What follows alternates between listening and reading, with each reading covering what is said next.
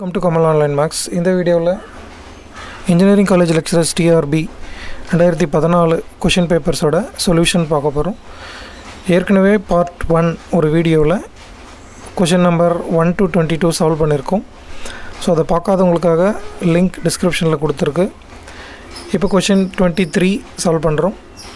The transformation W equal to Z minus I by Z plus I maps the real axis in the Z plane onto W bar equal to 1, W plus W bar equal to 2, modulus W less than 1, modulus W equal to 1. So, ஒரு transformation இருக்கு, W equal to Z minus I by Z plus I. So, அந்த transformation real axis in the Z plane. Z planeல real axis W planeல என்னவா அது mapping பண்ணுது? W bar equal to 1, W plus W bar equal to 2, modulus W less than 1, modulus W equal to 1. So, இதில் எது correct mapping அப்படிங்கிறது தான் question. So, W equal to Z minus I by Z plus I. Of course, இது ஒரு bilinear transformation. ஏன்னா AZ plus B by C Z plus D. AD minus BC not equal to 0. So, A value 1, D value I, AD minus BC. B oda value minus I, C oda value 1. So 1 into I minus I plus I. So 2I not equal to 0. So இது ஒரு bilinear transformation. So இதிலிருந்து நான் Z value கண்டுபிடிச்சிக்கிறேன் first. So W equal to AZ plus B by CZ plus D. அதனோட inverse W equal to AZ plus B by CZ plus D na Z equal to என்ன? So அதான் இங்கே solve பண்ண போகிறேன். WZ plus WI equal to Z minus I, WZ minus Z equal to minus I minus IW, or Z equal to minus I 1 plus W by W minus 1. So இது I into 1 plus W, the minus denominator multiply பண்ணி இதை 1 minus W அப்படின்னு எடுத்துக்கிறேன். இதுதான் Z. Of course Z அப்படின்றது X plus IY, இது Z planeல. W அப்படிங்கிறது W planeல coordinate வந்து U plus IVன்னு எடுத்துக்கலாம். So Z equal to I into 1 plus W by 1 minus W. நான் என்ன பண்ணுறேன், 1 minus W ஓட கான்ஜுகேட் பாருங்கள். நெக்ஸ்ட் ஸ்டெப்பில் I into 1 plus W by 1 minus W, 1 minus W bar அவனோட கான்ஜுகேட்டால் மல்டிப்ளை பண்ணுறேன், டிவைட் பண்ணுறேன். கோர்ஸ் W வந்து U plus IV னா W bar அப்படிங்கிறது U minus IV. Okay, so இப்போ I into 1 plus U plus IV into இங்கே W bar U minus IVன்னு வரும். அப்போ 1 minus U minus IV, already ஒரு மைனஸ் இருக்குது, ப்ளஸ் IVன்னு வந்துடும். divided by 1 minus W into 1 minus W bar. So கொஷனில் என்ன சொல்லியிருக்காங்க அப்படின்னா, ட்ரான்ஸ்ஃபர்மேஷன் வந்து maps the real axis in the Z plane அப்படின்னு சொல்லியிருக்காங்க. ஸோ இசட் பிளேனில் ரியல் ஆக்சிஸ்,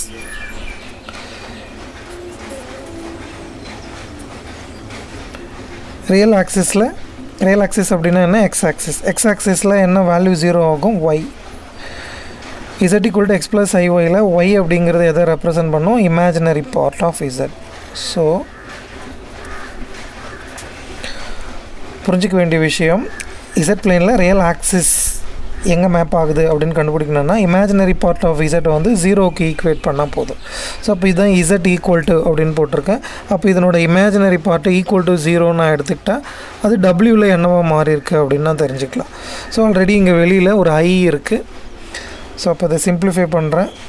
I into பாருங்கள், இந்த ஐக்கு ப்ராடக்டில் இருக்கிற 2 டேர்ம்ஸ் 2 ஃபேக்டர்ஸில் ரியல் பார்ட்டெல்லாம் நான் கலெக்ட் பண்ணுறேன். அந்த ரியல் பார்ட்டை வெளியில் இருக்கிற ஐயால் மல்டிப்ளை பண்ணால் அது இமேஜினரி பார்ட் ஆகிடும். உள்ளே இருக்கிற இமேஜினரி பார்ட்டை வெளியில் இருக்கிற ஐயால் பண்ணுறப்போ அது ரியல் பார்ட்டாக மாறிடும். ஸோ நான் இமேஜினரி பார்ட்டை தான் ஈக்குவல் டு 0 நான் எடுத்துக்க போகிறேன். அதனால் இதனோட ரியல் பார்ட்டை மட்டும் என்ன வரும் நான் கண்டுபிடிச்சிக்கிறேன். அப்போ 1 + u × 1 - uனா 1 - u ஸ்கொயர், இது ஒரு ரியல் பார்ட்டாக வரும். ப்ளஸ் ஐவி ப்ளஸ் ஐவினா ப்ளஸ் ஐ ஸ்கொயர் வி ஸ்கொயர்னு வரும். அப்போ -v ஸ்கொயர். ஸோ இதுதான் ரியல் பார்ட்டாக அந்த ஃபேக்டர் டேர்ம்ஸ்க்கு வரும். ப்ளஸ்ஸு இமேஜினரி பார்ட்டும் வந்துடும். இமேஜினரி பார்ட் ஆஃப் w அப்படின்னு போட்டுக்கிறேன். ஏன்னா u + iv or imaginary part அப்படின்னே போட்டுக்கிறேன். ஏன்னா இப்போ அது எனக்கு தேவையில்லை. Divided by 1 - w 1 - w bar. So நான் இமேஜினரி பார்ட்டு 0க்கு ஈக்குவேட் பண்ண போகிறேன் அப்படின்னா இந்த 1 - u ஸ்கொயர் - v ஸ்கொயர் அதனோட வேல்யூ தான் இங்கே 0. அப்போ 1 - u ஸ்கொயர் - v ஸ்கொயர் = 0னா அது எதை குறிக்கும்? u square + v square = 1. w = u + ivனா modulus w square அப்படின்றது தான் u ஸ்கொயர் + v ஸ்கொயர். ஸோ இப்போ மாடுலஸ் w ஸ்கொயர் = 1 அப்படின்னா மாடுலஸ் w = 1. ஸோ அப்போ சரியான விடை என்ன அப்படின்னா மாடுலஸ் w = 1. அப்போ இந்த ட்ரான்ஸ்ஃபர்மேஷன் இசட் பிளேனில் ரியல் ஆக்சிஸை w பிளேனில் மாடுலஸ் w = 1 அப்படிங்கிற சர்க்கிளாக மேப் பண்ணுது அப்படிங்கிறது இதிலிருந்து தெரிஞ்சுக்கிறோம். சரியான விடை ஆப்ஷன் டி. அடுத்த question, let a be an element of order 12 in a group G. What is the order of a power 9? Okay, a அப்படின்னு ஒரு எலமெண்ட் கொடுத்துருக்காங்க. அதனுடைய ஆர்டர் வந்து 12 அப்படின்னு டிஃபைன் பண்ணியிருக்காங்க. ஸோ ஆர்டர் ஆஃப் a வந்து 12. What is the order of a power 9? இதுதான் question. Okay, so definition, ஒரு குரூப்பில் இருக்கிற ஒரு எலமெண்ட்டோடைய order, G be a group, A be an element of G, order of A is said to be n-னா அந்த n வந்து least positive இன்டிஜராக இருக்கணும். அதே நேரத்தில் a பவர் n-ஓட வேல்யூ வந்து ஐடென்டிட்டியாக இருக்கணும். a பவர் n அப்படின்னு சொல்கிறது a star a n times binary operation. அது அடிஷனாக இருந்தால் a + a n டைம்ஸ், மல்டிப்ளிகேஷனாக இருந்தால் a × a product n times, ஜென்ரலாக பைனரி ஆப்ரேஷனாக இருந்தால் a star a n times. அப்போ ஆர்டர் ஆஃப் a = 12 அப்படின்னு கொடுத்துருக்காங்க. This implies a power 12 becomes identity. இது definition. இப்போ a பவர் 9ஓட ஆர்டர் என்ன அப்படின்னு கேட்குறாங்க. ஸோ a பவர் 9-ஐ எத்தனை டைம் நான் a பவர் 9ஆலேயே ப்ராடக்ட் எடுக்கிறேன், பைனரி ஆப்ரேட் பண்ணுறேன், எனக்கு அது ஐடென்டிட்டியாக மாறும். a power 9 × a power 9. So அது என்ன, a பவர் 18 வரும். ஸோ அது 12ஆல் என்னால் டிவைட் பண்ண முடியாது. நெக்ஸ்ட்டு a பவர் 9, இன்னொரு 9 சேர்த்துக்கிறேன், 27 வரும். ஸோ அதுவும் பண்ண முடியாது. இன்னொரு a பவர் 9. ஸோ பாருங்கள், இது a பவர் 36 அப்படின்னு வரும். ஸோ இது 12ஓட ஃபேக்டர்ஸாக என்னால் இதை எக்ஸ்ப்ரெஸ் பண்ண முடியும். a பவர் 12 3 அப்படின்னு இதை எழுத முடியும்.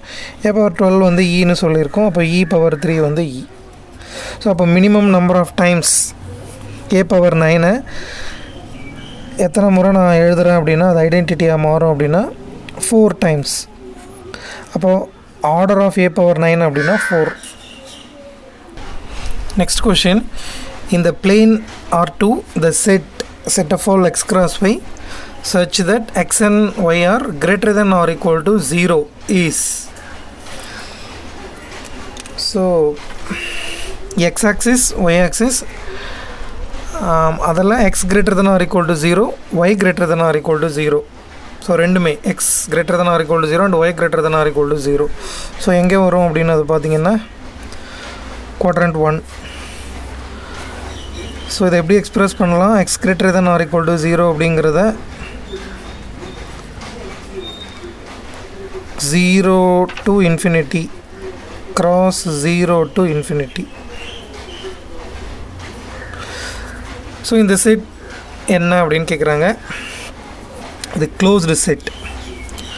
Suppose X greater than 0 Y ரெண்டுமே ஒன்லி ஸ்ட்ரிக்ட்லி greater than 0ன்னு கொடுத்துருந்தாங்க அப்படின்னா அது ஓப்பன் செட். இங்கே 0வும் இன்க்ளூட் ஆகிறதுனால இந்த செட் க்ளோஸ்டு. ஆப்ஷன் டி அதுக்கு சரியான விடை. Next question. For a measurable function f, which of the following is true அப்படின்னு கேட்டிருக்காங்க. Essential supremum of f equal to minus essential infimum of minus f and then options போயிட்டுருக்கு. So இதில் சரியான விடை எது அப்படின்னு பார்த்தீங்கன்னா definition essential supremum of f is equal to minus essential supremum infimum of minus f.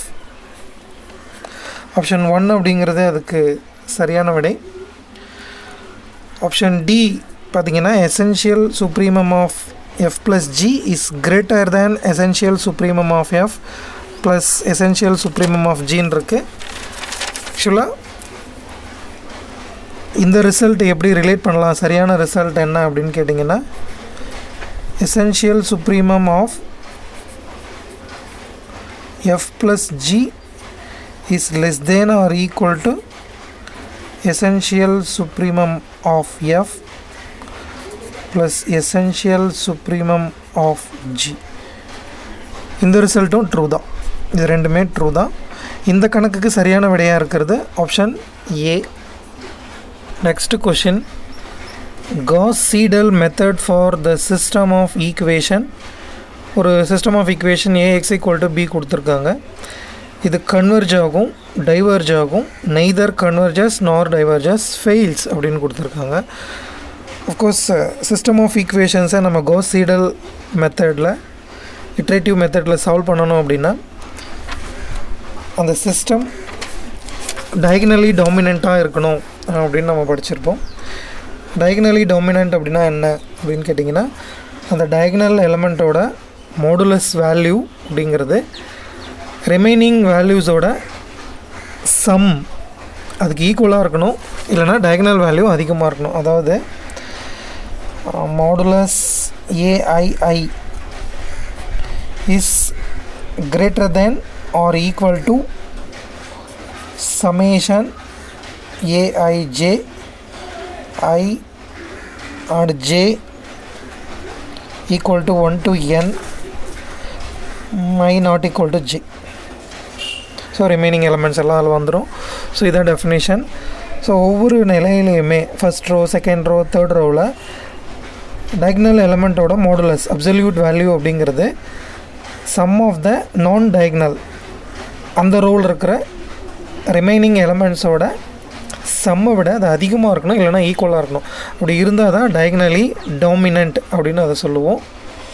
Gauss-Seidel மெத்தடை பொறுத்த வரைக்கும் டயகனலி டாமினண்ட்டாக இருந்தால் தான் அதனுடைய கன்வர்ஜென்ஸ் ரேட் அப்படிங்கிறது ஃபாஸ்ட்டாக இருக்கும். அதாவது டயகனலி டாமினண்ட் அப்படின்னா தான் அந்த சிஸ்டமே நம்ம சால்வ் பண்ண முடியும், கன்வர்ஜ் ஆகும்.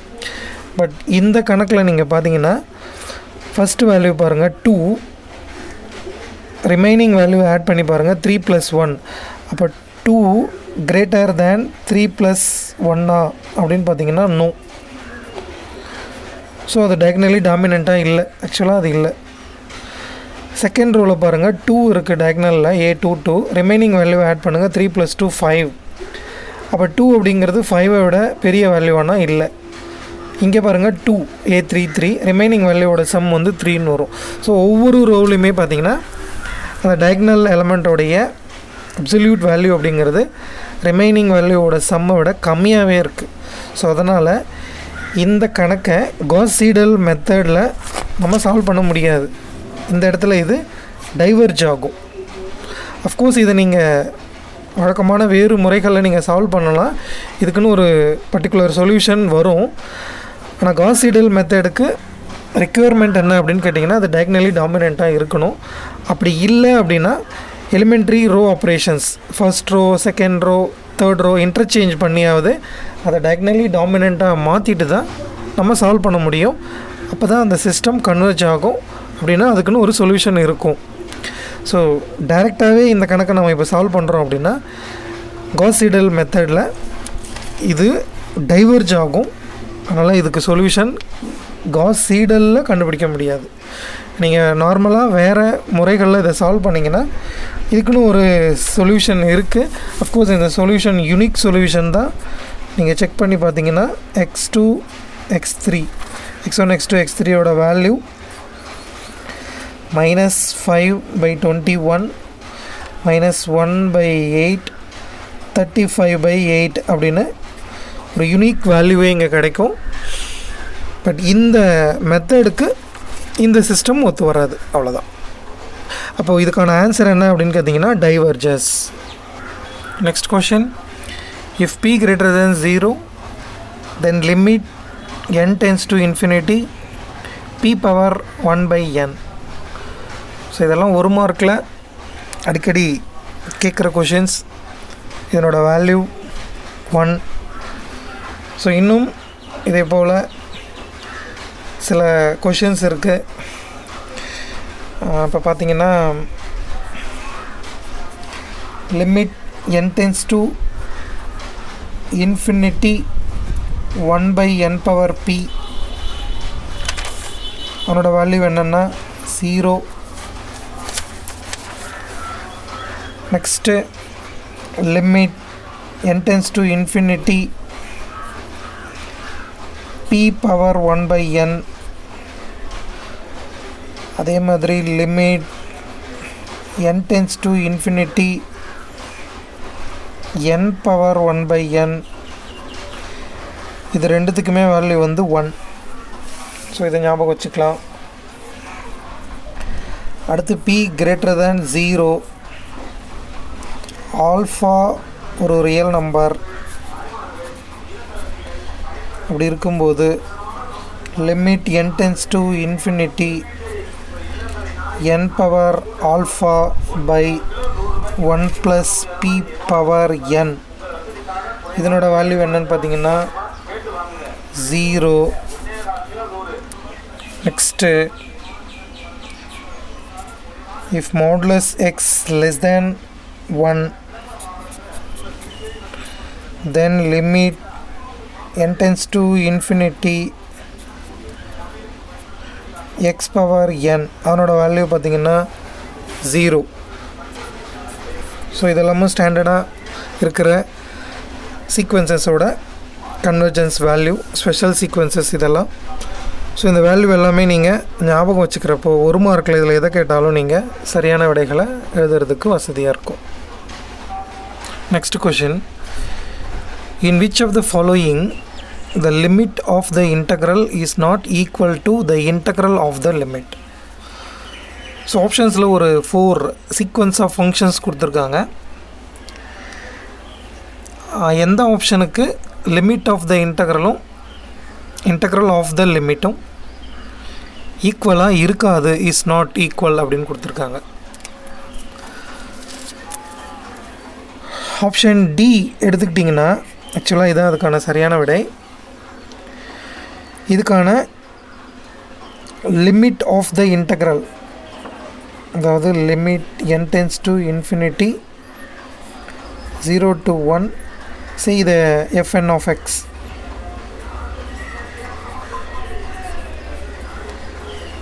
இதனோட வேல்யூவும் integral of the limit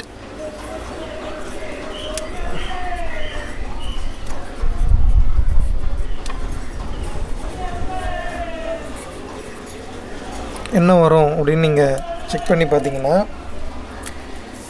limit of the இன்டெக்ரலோட value வந்து 1ன்னு வரும், இன்டெக்ரல் ஆஃப் த லிமிட்டோட வேல்யூ வந்து 0ன்னு வரும். ரிமைனிங் ஆப்ஷன்ஸ்க்கு செக் பண்ணுங்கள், அது எல்லாத்துக்கும் ஈக்குவலாக இருக்கும். ஆப்ஷன் டிக்கு மட்டும் limit of the integral of the limit different வேல்யூஸாக வரும். ஸோ கோயின்சைட் ஆகாது. இதுக்கான சரியான விடையும் இந்த கணக்குக்கு டி தான். அஃப்கோர்ஸ் இந்த fn of x இங்கே என்ன டிஃபைன் பண்ணியிருக்காங்க, n square x into 1 minus x square power n x ranges from 0 to 1, n equal to 1 to etc. So இந்த ஃபங்க்ஷன் n square x ன்னு இல்லாமல் nx ன்னு டிஃபைன் பண்ணாலும், அதாவது fn of x வந்து nx into 1 minus x square power n the same conditions define பண்ணாலும் அப்போவும் இதே ரிசல்ட் ட்ரூ. அதாவது limit of the integral of the limit ஈக்குவலாக வராது. n ஸ்கொயர் எக்ஸுக்கு வராது, nxக்கும் வராது, ஞாபகம் வச்சுக்கோங்க. சரி, இது எப்போ ஈக்குவலாக இருக்கும், எந்த வேல்யூக்கு இன்டகரல் ஆஃப் த லிமிட்டும் லிமிட் ஆஃப் த இன்டகரலும் ஈக்குவலாக இருக்கும் அப்படின்னு கேட்டிங்கன்னா, இந்த சீக்வன்ஸ் ஆஃப் ஃபங்க்ஷன்ஸ் வந்து யூனிஃபார்ம் கன்வர்ஜென்ஸாக இருக்கும்போது இது ரெண்டும் ஈக்குவலாக இருக்கும். ஈக்குவல் அப்படின்னா இந்த சென்ஸ் இந்த லிமிட்டையும் இன்டகரலையும் நீங்கள் இன்டர்சேஞ்ச் பண்ணிக்கலாம். அதாவது limit of the integral equal to integral of the limit எப்போ இன்டர்சேஞ்ச் பண்ண முடியும்னா ஃபங்க்ஷன் வந்து யூனிஃபார்ம் கன்வர்ஜென்ஸாக இருக்கணும். அந்த டைமில் இந்த வேல்யூ ரெண்டுமே சமமாக இருக்கும். அதே நேரத்தில் யூனிஃபார்ம் கன்வர்ஜென்ஸ் அப்படிங்கிறதும் இந்த இன்டர்சேஞ்சுக்கு ஒரு நெசசரி கண்டிஷன் கிடையாது, அது ஒரு சஃபிஷியன்ட் கண்டிஷன் மட்டும்தான். Next question, if f is a measurable function and if f plus equal to maximum of f comma 0 and f minus equal to minus minimum of f comma 0, then f plus and f minus are both measurable, both non-measurable, one of them is measurable and remaining non-measurable. அந்த மாதிரி options design பண்ணியிருக்காங்க. So f is a measurable function. f plus f positive maximum of f comma 0, f negative f minus minus minimum of f comma 0. of course இதை f minus maximum of minus f comma 0 அப்படியும் define பண்ணலாம். அதாவது maximum of minus F comma 0 அப்படிங்கிறதும் minus minimum of F comma 0 அப்படிங்கிறதும் ரெண்டும் ஒன்று தான். So இதனோட பாசிட்டிவ் நெகட்டிவ், ஆக்சுவலாக எஃப் அப்படிங்கிறது மெஷரபிள் ஃபங்க்ஷனாக இருக்கும்போது எஃப் ப்ளஸ் எஃப் மைனஸை நம்ம அதனுடைய பாசிட்டிவ் பார்ட் நெகட்டிவ் பார்ட் அப்படின்னு டிஃபைன் பண்ணுவோம். மெஷர் தியரியில் ஒரு ரிசல்ட் படிச்சிருப்போம். F is a measurable function if and only if F plus and f minus both are measurable functions அப்படின்னு படிச்சிருப்போம். அதனால் f வந்து மெஷரபிளாக இருக்குது அப்படின்னா f ப்ளஸ் f மைனஸ் ரெண்டுமே மெஷரபிளாக இருக்கணும். அப்போ ஆப்ஷன் டி அப்படின்றது தான் அதுக்கான சரியான விடை. Okay, positive part negative part இருக்குது. அந்த எஃப்பை f ப்ளஸ் f மைனஸில் எப்படி எக்ஸ்ப்ரெஸ் பண்ணலாம் அதையும் நம்ம படிச்சிருக்கோம். f அப்படிங்கிறது ஒரு மெஷரபிள் ஃபங்க்ஷனாக இருந்தால் பாசிட்டிவ் நெகட்டிவ் பார்ட்டில் அந்த எஃப்பை எப்படி எக்ஸ்ப்ரெஸ் பண்ணலான்னா F plus minus F minus, ஒரு மார்க்கில் இதெல்லாம் கேட்கலாம். அதே நேரத்தில் மாடுலஸ் ஆஃப் எஃப்பை எப்படி நம்ம டிஃபைன் பண்ணலாம் அப்படின்னா F plus plus F minus. Of course இந்த ரெண்டு ரிசல்ட்டிலேருந்து எஃப் பாசிட்டிவை எப்படி டிஃபைன் பண்ணலாம், எஃப் நெகட்டிவை எப்படி டிஃபைன் பண்ணலாம், ஸோ இதெல்லாம் நமக்கு ஒரு மார்க்கில் கேட்பாங்க. ஸோ அதனால் அது எல்லாத்தையுமே நம்ம அதுக்கு ரிலேட்டடான இன்ஃபர்மேஷன்ஸ் என்னென்ன இருக்கோ அது எல்லாத்தையும் தெரிஞ்சு வச்சுக்கணும். இப்போ எஃப் பாசிட்டிவ் எஃப் ப்ளஸ் எப்படி எழுதலாம் அப்படின்னா modulus F plus F by 2 அப்படின்னு சொல்லலாம். எஃப் நெகட்டிவ் அப்படின்றத எப்படி எக்ஸ்ப்ரெஸ் பண்ணலாம், modulus F minus F by 2 அப்படின்னு சொல்லலாம். ஸோ இது எல்லாமே பாசிட்டிவ் பார்ட் நெகட்டிவ் பார்ட்டுக்கு ரிலேட்டடான இன்ஃபர்மேஷன்ஸ். ஸோ தரப்பட்ட கணக்குக்கான சரியான விடைன்னு வரும்போது F is measurable if and only if both F plus and F minus are measurable. Option D சரியான விடை. Next question, let W be a subspace of the real space R3 given that the dimension of R3 equals 3. If dimension of W equal to 2, then W is what? That's the question. So R3 ஒரு real space, அதனோட dimension 3. W அப்படிங்கிறது அதனுடைய ஒரு subspace. Wயோட dimension 2 இருந்தால் அந்த Wங்கிறது ஒரு பாயிண்ட்டாக இல்லை ஒரு பிளேன் த்ரூ தி ஆர்ஜினா லைன் த்ரூ த ஆரிஜினா இல்லை W இஸ் த என்டையர் ஸ்பேஸான்னு கேட்குறாங்க. ஸோ என்டையர் ஸ்பேஸாக கண்டிப்பாக இருக்க முடியாது. ஏன்னா என்டையர் ஸ்பேஸ் ஆஃப் R3 அப்படின்னா அதனுடைய டைமென்ஷன் அப்படின்னு வரும்போது 3. இங்கே W அப்படிங்கிறது அதனுடைய சப்ஸ்பேஸ், அதனோட டைமென்ஷன் வந்து 2ன்னு கொடுத்துருக்காங்க. ஒவ்வொரு ஆப்ஷனாக பார்க்கலாம். இப்போ ஒரு பாயிண்ட் அப்படின்னு வரும்போது அதனுடைய டைமென்ஷன் எடுத்துக்கிட்டிங்கன்னா 0. அடுத்து W is a plane through the origin கொடுத்துருக்காங்க. ஸோ அப்போ அதனுடைய டைமென்ஷன் வந்து 2. W is a line through the origin கொடுத்துருக்காங்க. அப்போ அதனுடைய டைமென்ஷன் வந்து 1.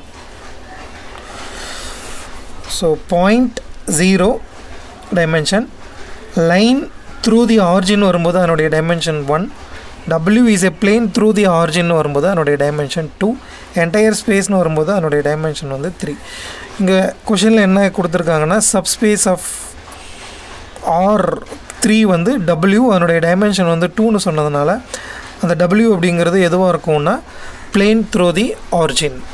சரியான விடை option B. Next question, for the function f of z equal to e power 1 by z, z equal to 0 is a simple pole, essential singular point, removable singularity, isolated singularity அப்படின்னு கொடுத்துருக்காங்க. So e power 1 by z exponential function, பவரில் 1 by z இருக்குது. So e power z-ஓட formula 1 by z-னு நம்ம அதை சீரீஸில் எழுத போகிறோம். இப்போ e power 1 by z, இப்போ e power z 1 plus z by 1 factorial அப்படின்னு வரும். அப்போ இங்கே 1 by z into 1 by 1 factorial plus z square by 2 factorial plus z cube by 3 factorial plus etc. அப்போ பார்த்தீங்கன்னா z டிவிஷனில் எல்லா டேர்ம்லேயுமே வந்துகிட்டே இருக்குது. அதாவது அதனுடைய பிரின்சிபல் பார்ட் அப்படின்னு எடுத்துக்கிட்டோன்னா அதை நான் போல் அப்படின்னு சொல்ல முடியாது. ஏன்னா போல் அப்படின்னா அது சம் m டேர்ம்ஸில் வந்திருக்கணும். பட் இது இன்ஃபைனைட் நம்பர் ஆஃப் டேர்ம்ஸில் இருக்குது. ஸோ இந்த பாயிண்ட்டை ரிமூவபிள் சிங்குலாரிட்டி அப்படின்னும் சொல்ல முடியாது. Principal part consist of infinite number of terms.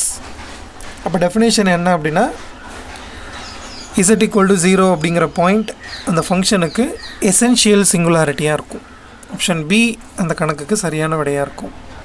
Next question, let alpha be a permutation on 1 2 3 with alpha equal to 1 2 3, 1 goes to 1, 2 goes to 3, 3 goes to 2. Okay, alpha inverse என்ன அப்படின்னு கேட்குறாங்க.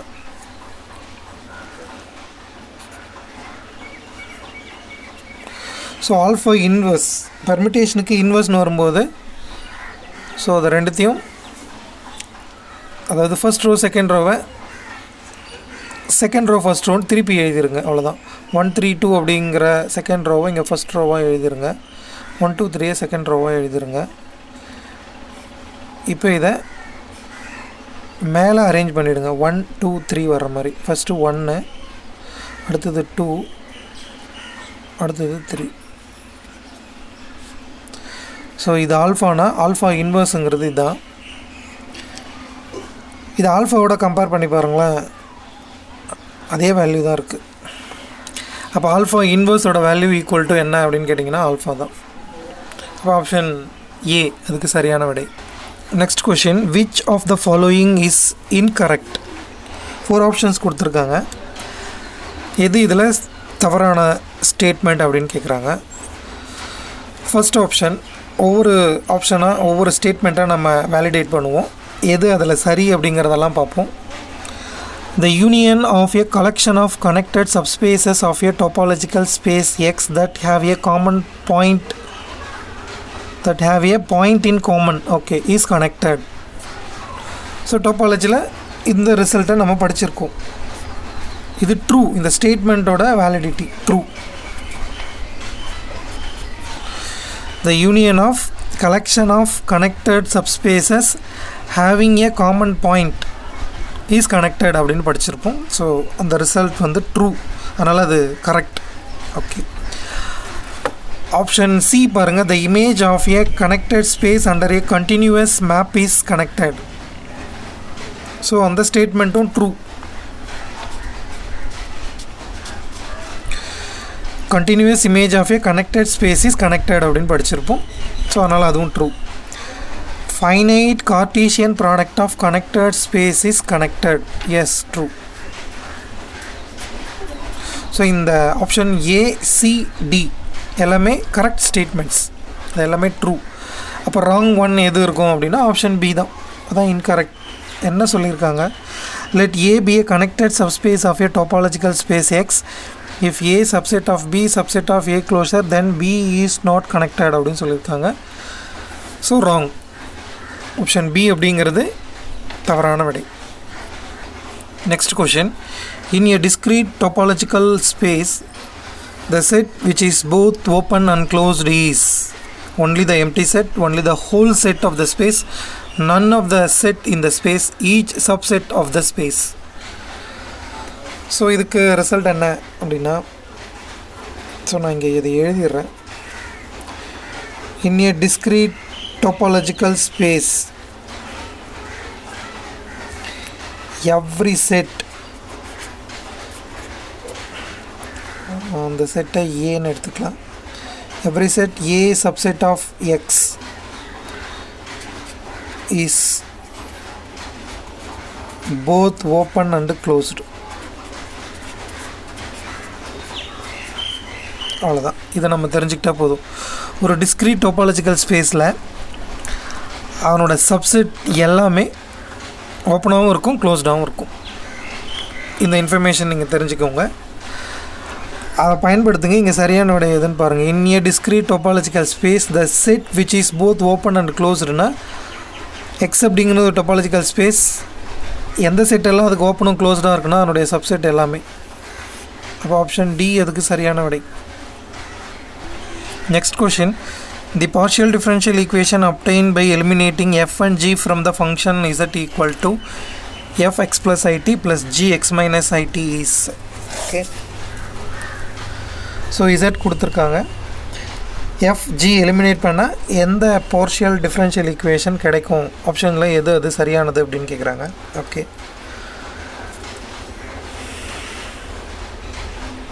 So நான் இசட்டை x D depend பண்ணியிருக்கேன். அப்போது partial derivatives with respect to x and t second ஆர்டரில் நான் first கண்டுபிடிக்கிறேன். அதுக்கப்புறம் ரிலேஷன் என்ன வரும்ன்றதை பார்க்கலாம்.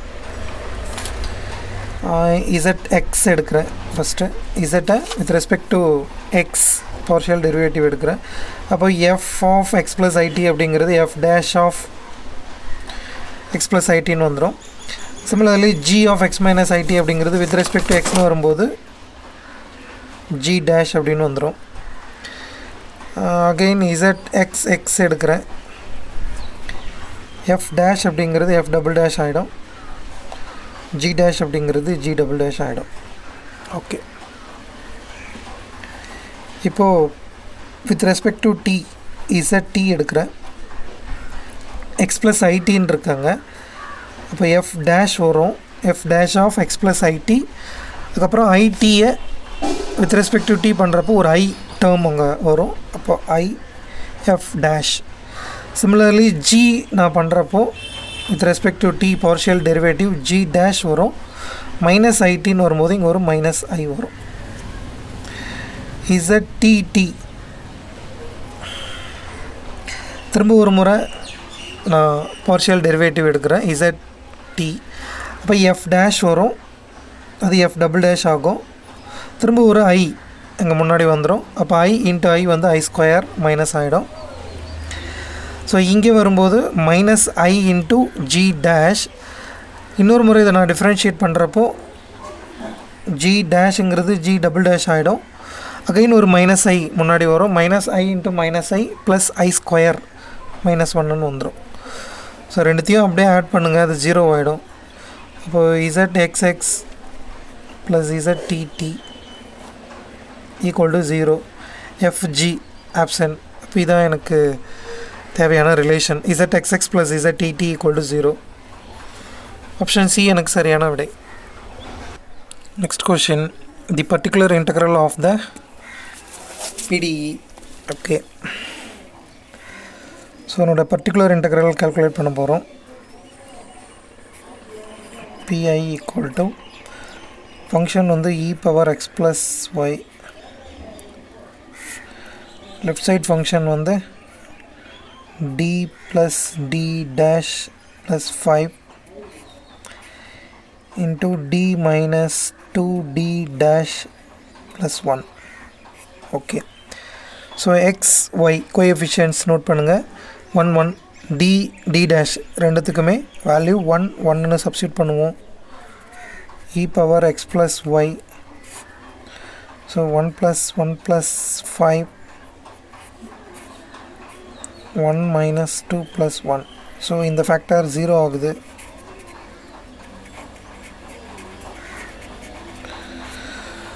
So next இந்த டேர்மை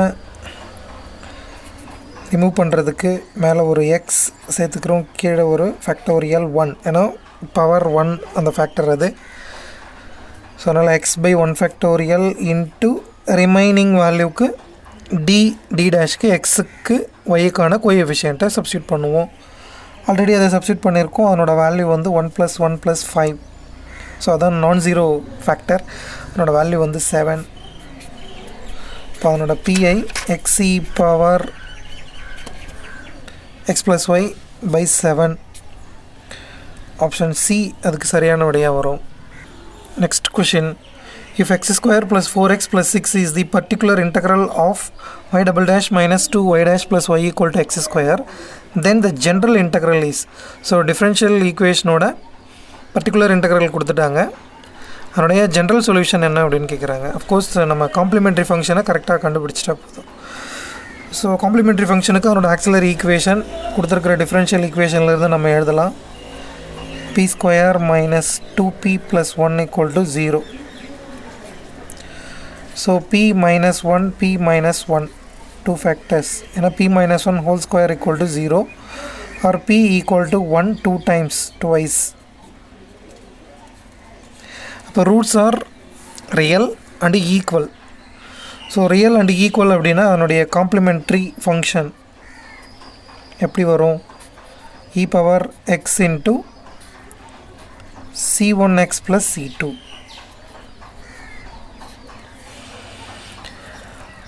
பிஐ அவங்களே கொடுத்துட்டாங்க, எக்ஸ் ஸ்கொயர் + 4x + 6.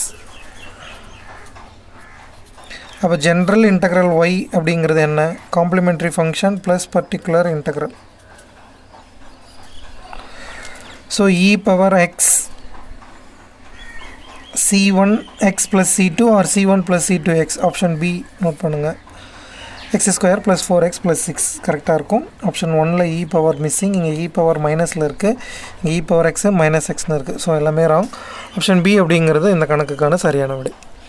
ஸோ மேலும் இது போன்ற கணக்குகளுக்கு நமது சேனலோடு இணைந்திருங்கள். தேங்க்ஸ் ஃபார் வாட்சிங்.